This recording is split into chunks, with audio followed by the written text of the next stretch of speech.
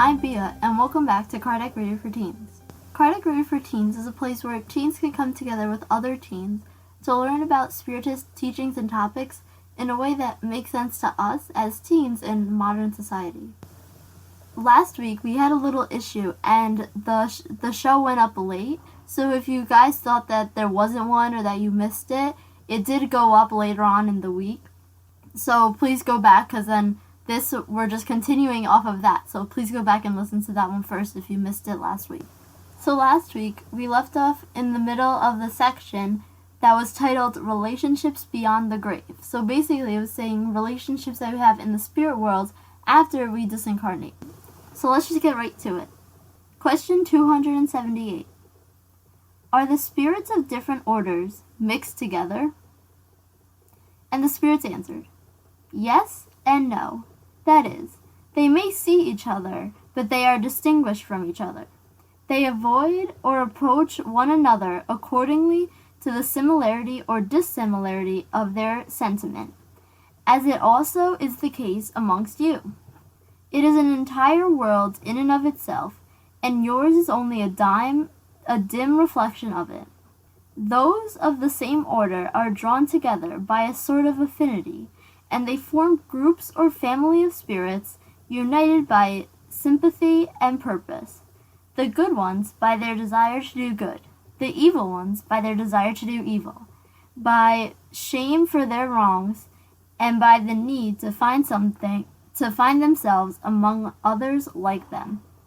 So here what they're saying is that the question was pretty simple, and it was just saying, spirits from different orders, are they mixed together? So, yes, they're mixed together, as in, they're not all separated. They see one another, but in the different orders, they really don't want to interact with people of the different orders, because it's just like on Earth. We want to be with people that are like us.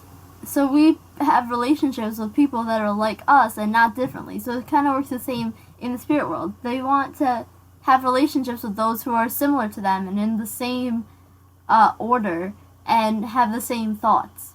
So they really will not mingle, as in like be friends with someone from different orders or anything like that, but they are mixed together and they do like see each other. And then Allan Kardec put his own comment in, and he said, this is exactly like a large city, where individuals of all social classes and conditions see and meet one another without mixing together, where societies are formed by similarities in taste, and where vices and virtue jostle each other without speaking. So basically Allan Kardec was just saying what we just said, how it's just like, for us, a large city. There's people who do what in the lower class, and they mingle with each other, and people in the upper class, or people who own a business, or people who just work at a business, and you find people that are similar to you to be with. Question 279. Do all spirits have mutual access to one another? The spirits answered, the good ones go everywhere. It must be this way in order to bring their influence to bear upon the evil ones. Nevertheless, the realms inhabited by the good ones are forbidden to the imperfect ones, so that the latter cannot bring their evil passions there. So the question is, okay, so they're not mixing, but do they all have access to one another? Like, if they wanted to go see someone from the lower, could they see it? Or if they want to see someone higher, could they see it? And they said, the good ones go everywhere. So the ones that are at the higher levels and who are more evolved, they can stay up there, they can go down, they can talk, because they're trying to help, and they're trying to make the evil ones less evil. But the ones who are still very imperfect and not evolved, they can't go up to the good ones, to that level. They can't really have access to them unless the good spirits allow it, because they want to help. Question 280. What is the nature of the relationship between good and evil spirits? The spirits answered, the good ones seek to combat the evil tendencies of others in order to help them evolve. It is a mission. So what they're saying here is that the good ones, they're good. They're trying to help the evil ones and the less evolved ones, they're trying to help them evolve and help them progress. So it's like a mission for them to help someone else. It's like someone in 12th grade helping someone in 6th grade. You have more experience, you're more advanced in that school system, so you're helping the younger ones get up to your level too. So it's a mission, and that's how that's the relationship between them. Question 281. Why do certain low-order spirits take pleasure in inducing us to evil? So they're saying, so the lower-order spirits, the ones that are less evolved, why do they want to make us be evil? And the spirits answered, they do so out of spite for not having deserved to be among the good ones. Their desire is to prevent inexperienced spirits as much as possible from obtaining the supreme good. They want to make others experience what they themselves experience. Don't you see the same amongst you? So, what the spirits are saying is that the lower order spirits, they see the good spirits, and they see that they're not there. And they say, if I can't be there, I don't want this person to be there, or I don't want these people to evolve, so they'll be there and I won't. So they're trying to hold you back and to keep you evil per se, or just not evolve so that you won't be there, because it kind of makes them feel better that, okay, I can't do it, but neither can this person. And that's kind of the same thing that happens on Earth sometimes, and we see that a lot. Like bullies. Maybe a bully can't do something, so he picks on someone because he doesn't want anyone else to be able to do it either. Question 282. How do spirits communicate with one another? The spirits answered, they see and comprehend one another. Speech is material. It is a reflection of the spirit. The universal fluid establishes a constant communication among them. It is the vehicle for the transmission of thought, as the air is for you the vehicle for sound. It is a sort of universal telegraph line that connects all worlds, enabling spirits to communicate from one world to another. So what they're saying here is that the spirits, they don't talk to each other with like sound, like how I'm talking right now. They don't use that because our vocal cords, that is material. Like that's our corporeal body. So once we're a spirit, we don't have that. So they just see and they comprehend. So it's kind of like telepathy, sort of. They don't need to actually make that sound, but for them it's the thought. They transfer their thought. And just like they're saying how the sound travels through the air for us, for them it's like their thought going through the universal fluid, and then they communicate with one another. Question 283. Can spirits disguise their thought and hide themselves from each other? So can they not show, because it's just telepathy, you can kind of see what everyone's thinking all the time. So can people like hide it and change it from other people? And the spirit said, no. Everything is out in the open for them, especially when they are perfect. They may be apart from each other, but they will always see each other. This is not an absolute rule, however, since certain spirits can very easily make themselves invisible to others if they deem it useful. So, what they're saying is no, because since it's your thought, everything is out in the open. And the spirits who are more evolved, they have practiced that even more, and they can see so much. But they said it's not absolute, because some spirits can make themselves like invisible to others. They block it out. But for most cases, everything is just out in the open, your thoughts. You can't hide them from other people. And if we think about this like in a school, if everyone could just hear everyone's thoughts, that wouldn't be the best thing ever. So that's why we have to evolve, so that it doesn't matter if people hear our thoughts, because we're only transmitting good thoughts anyway, which is where we want to get. Question 284. Since spirits no longer have a body, how can they establish their own individuality and make themselves recognizable to others around them? So the question is, they don't have this physical body like we do. So how do they just like figure out who's who, because for us, like, we see, oh, we know what each person looks like because each person is different. So, oh, Bia has curly hair and this person has straight hair and you have brown eyes or blue eyes. So we can distinguish by these physical characters, but they don't have these physical characters. So they're saying, how do they figure out who's who? And the spirits answered, they establish their individuality by means of their perispirit, which makes them distinct from one another as bodies among humans. So what the spirits are saying is that the way that we have, like we were just saying, with our hair or our eyes or our body type, that's the same way, but it's for the spirit's perispirit. It's not their physical corporeal body, like, because we said that's just the material part, but their perispirit kind of acts the same way our body does in describing, like, who you are, and each person is different. Question 285.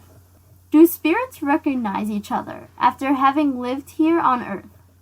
Does the son recognize his father, and the friend her friend? And the spirit said, yes, and thus from generation to generation. So yeah, when we disincarnate, we do remember and recognize people. Like if it was your father or your best friend, you do recognize these people when you go to the spirit world. And even from other, like, existences, you can recognize these people. And then there's a sub-question to this, and it says, how do those who knew each other on earth recognize each other in the spirit world? And the spirits answered, we see our past life and read it there as if it were a book. As we watch the friends and enemies of our past, we also witness their passage from life to death. So basically, it's like once you get to the spirit worlds, let's say they have books. And each book is like, okay, here's this life for you. Here was life number 10. Here was life number 100. And they have it. And you can kind of see through it and see the spirit say it was your father. See your spirit and remember him in the human body. And then also as a perispirit after he died. Or just as a spirit, but with the perispirit characteristics.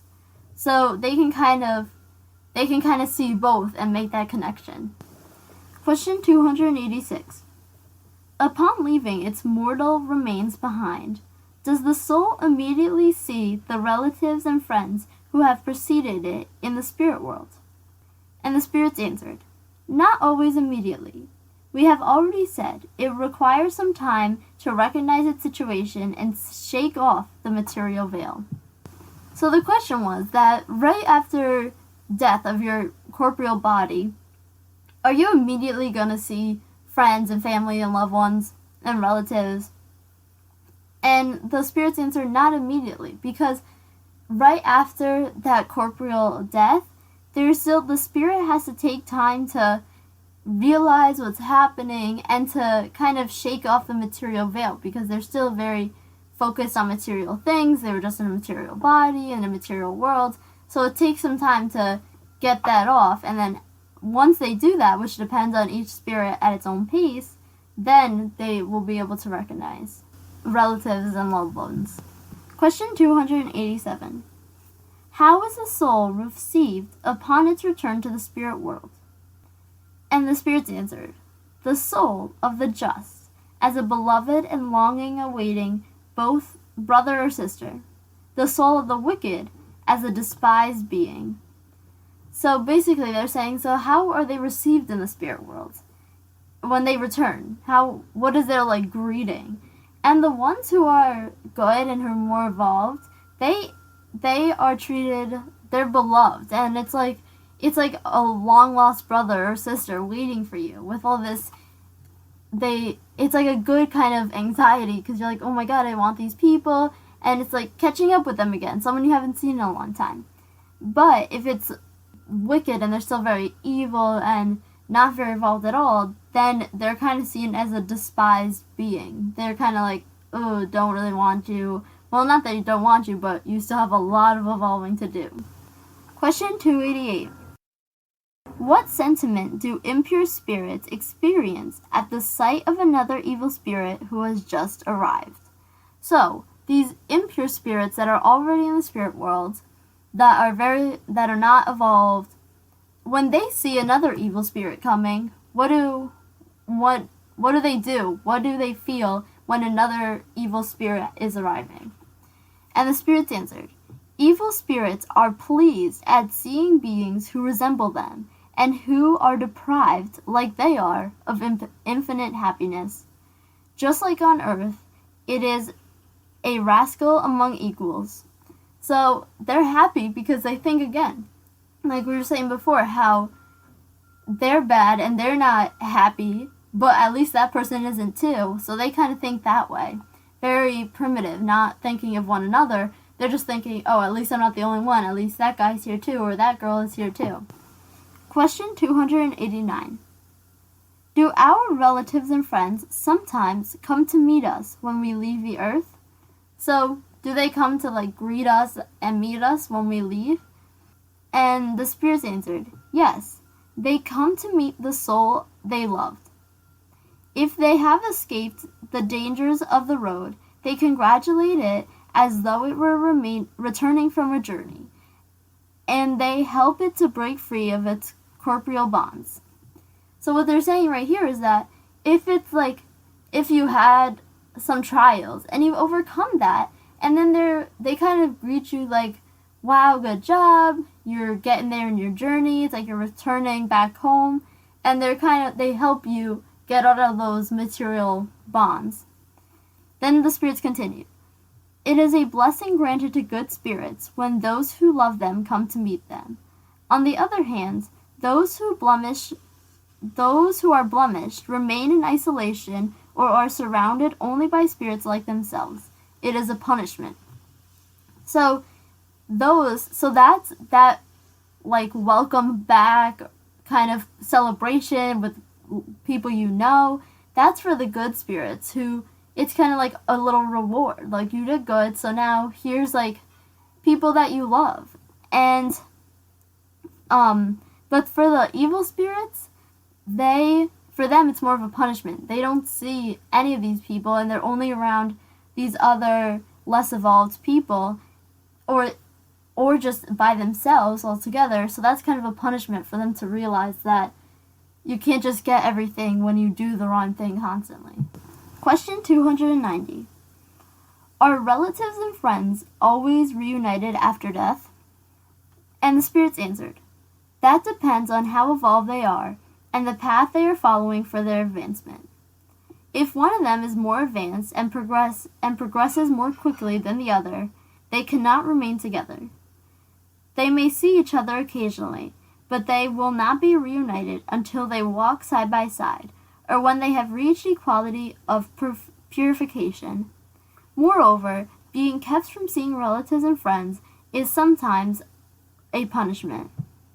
So what they're saying is that we do have to be on the same level as these people. So maybe someone is going much further ahead, evolving much faster, and we're kind of taking a little while. So we have to wait until we're on the same level side by side, and then we'll truly be united. But we will see them occasionally, but we won't truly just get to be with them until we are on the same level, and hopefully the highest level. And then they mentioned again how for some spirits it's a punishment that they're not able to see relatives or family. So now we're moving on to the next section in this chapter, and it's called Sympathies and Antipathies Among Spirits, Eternal Halves. So what they're saying is, basically what that title is saying is the sympathies, we're talking about how there's a footnote here, and it says the harmony of our agreement or feeling. So sympathies would be the same vibrations, we have this harmony connecting us, the same vibes. And the antipathies would be the opposite, that we're not in the same vibration, not in the same harmony at all. So question 291. Besides a general sympathy that results from various similarities, are there specific affections among spirits? So they say, so remember, when we talk about sympathy, it's that harmony, that agreeing, and that same vibe in agreement or feeling. So, besides the general ones, are there special affections between the spirits? And the spirit said, "Yes, just as among humans. However, the link that unites spirits is stronger in the absence of the body, because they are no longer exposed to the vicissitudes of the passions." So, yes, they do have special affections, just like humans do, but it's even stronger because when on Earth or when on another planet, another world, when we're in this corporeal physical body, we have all these vicissitudes and passions and stuff that we're looking at ourselves before others. But without that physical body, we are more connected to that person. So it's even stronger in the spirit world than in a corporeal world. Question 292. Is there hatred among spirits? The spirits answered, "There is no hatred except among impure spirits, and these are the ones who sow enmity and dissension amongst you." So the spirits there's no hatred. The spirits don't hate each other. The only ones that have this hatred are the very, very less evolved, who are the bottom, who are also called evil spirits, the impure spirits. They have like this hatred in them because they're not evolved. But other than them, there isn't really hatred among the spirits. Question 293. What will two beings who were enemies on earth retain their resentment in the spiritual world? The spirit said, "No. Usually they will understand that their hatred was senseless and its motive childish. Only imperfect spirits retain a sort of animosity until they are purified. If it was nothing more than a material interest that had separated them, they will no longer think about it, no matter how little dematerialized they are. If there is no antipathy between them, and if the cause of their dissension was no longer existed, they can meet each other again with pleasure." So what they're saying is that, enemies on earth, are they going to be enemies in the spirit world? And the spirit said, no, usually not, because their hatred is over something silly. And once they're in the spirit world and they're seeing the bigger picture, they realize that what they were fighting at or what they were mad at really wasn't anything at all. And usually it's a material thing that they were fighting over. So they'll kind of get over it really quickly because they realize, oh, that doesn't really matter because we're looking at the bigger picture here. So then they can even meet again with pleasure. They won't have this on them. Unless it's, like we said, the impure, very impure spirits who are just really at a lower level and they can't even in the spirit world, aren't seeing the bigger picture. And then Allan Kardec put his own comment in and he said, "Exactly like two schoolboys who have reached the age of reason and realize the childishness of their infantile quarrels are no longer hold a grudge." So his comparison was like, it's like two kids at school. And say when they were very little, they had a fight. And all this time, they've hated each other. But then finally, they're older, they've learned more, and they realize that what they're fighting over, what they're mad at, it's so silly and insignificant. So they just get over it. They're like, oh, that wasn't really worth holding a grudge over for all these years. Question 294.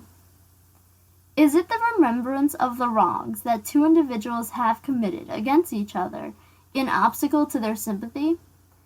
So this question is saying, let's say right now on Earth, two people, they committed a wrong towards another, or multiple wrongs. They wronged someone else. So does that make it harder for them to have that harmony when they're up in the spirit world? And the spirit said, yes, it makes them keep their distance from each other. So if they remembered, oh, all the wrong that this person did on me, or all the wrong the other person did on them, then they kind of keep their distance. They don't really want to meet. So it does make them harder to have them in harmony and feeling the same thing.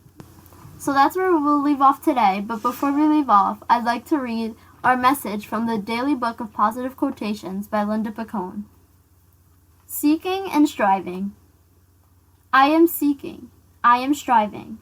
I am in it with all my heart. Vincent van Gogh. Greatness springs from deep commitment. Yet, as much as we may want to commit a greatness, our lives don't always seem to cooperate. We still have to get up every day, make breakfast, go to work, run errands, clean the house, all the quotient activities that take up so much of our time. The solution is a simple one. Commit fully to even the most mundane tasks. We can live our life, every part of it, in every moment, with all our heart. The alternative is to live much of our life without passion. I will consider each day as a gift to be embraced with everything I have. I'm Bia, and this is Cardiac Ready for Teens. Thank you all for listening. This has been Cardiac Radio for Teens. Thank you all for listening.